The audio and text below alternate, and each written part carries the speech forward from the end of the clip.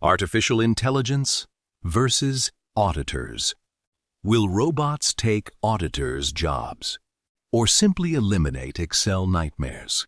Technology is changing accounting faster than ever before. A.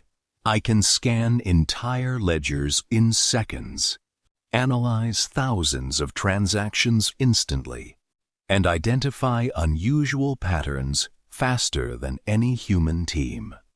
Sounds impressive. Not so fast. Meet the robo-auditor. Its superpower, without fatigue and without human error caused by exhaustion. But AI has weaknesses, business realities, and management intent.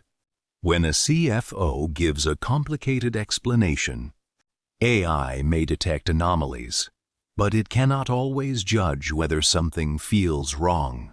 Now, meet the human auditor. They understand context. They observe behavior. They identify risk beyond numbers. They ask difficult questions. They recognize when something simply does not make sense.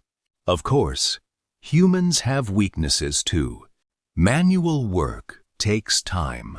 Traditional audit procedures can be repetitive. And yes, some people are still learning better technology tools. And number 3, the black box problem, transparency and professional judgment.